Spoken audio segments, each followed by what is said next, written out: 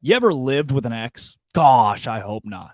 I really hope you've never lived with an ex. Imagine, you walking out in the towel from a shower and then bam, there's that girl, there's that guy you broke up with like 3 months ago.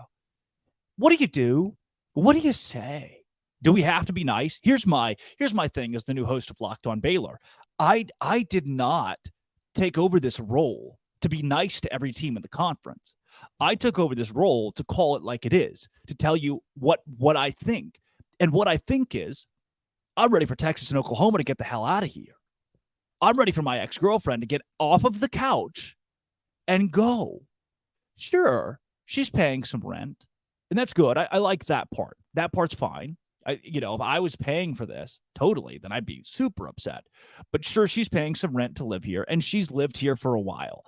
But once you've broken up, I have no reason to respect your space.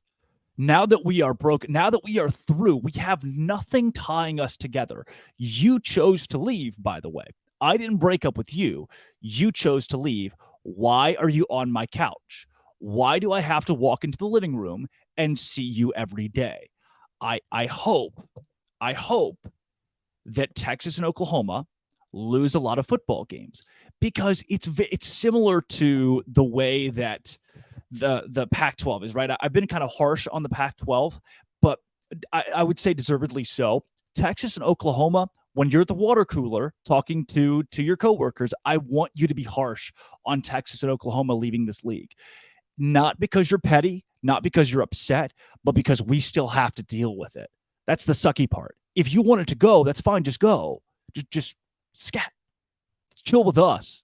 This conference is awesome. And I truly believe it. That's why it sucks to be Oklahoma and Texas right now. What a terrible time to leave the Big 12.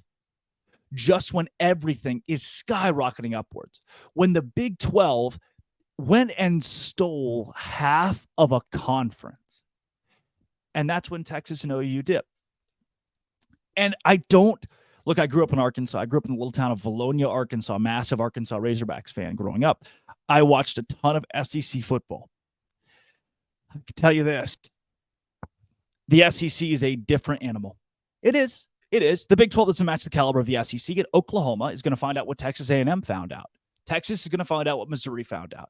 And it's that winning in the SEC as a new team is really, really tough. And even if both of these squads, I don't think they will. I don't think Texas will. Even if these squads win double-digit games in the Big 12 this year, that is not going to translate. It's not going to transfer into the SEC. So instead of having an awesome matchup like Texas and Arizona, instead of having an awesome matchup like Oklahoma and Utah, they have to go play Alabama and LSU. They have to keep playing each other. And one of the things that we're missing, a lot of people are missing, is the relative ease of some of these new football games. I think a team like Oklahoma State, even in a down year, an expected down year this fall, is going to beat Arizona, Arizona State, and Colorado. TCU, the exact same thing. You're looking at a Texas Tech squad that I think beats TCU, Colorado, Utah, Arizona, Arizona State. I don't know why I threw TCU in there. Take that. These expansion teams are not dominant in football outside of Utah, that is the best team in the Pac-12. So they've got a better shake, more fair shake at winning some games in this league. However, they're a whole lot easier than the SEC. Like Texas and Oklahoma are choosing to go lose football games. The quality of your games, it's going to be a lot worse because you're going to lose a lot. The fan support, maybe it helps out. First couple of years, it's going to struggle because you're losing a lot. The money's going to be good, but your fans don't see that. Do your student athletes really see that? Maybe in upgrades. I just don't. Of any time, I get why they did it when they did it. But do you think there's an inkling of regret from Oklahoma? Do you think there's an inkling of regret from Oklahoma that they should have stayed in this Heartland-based conference that has now gone basically coast to coast, east to west?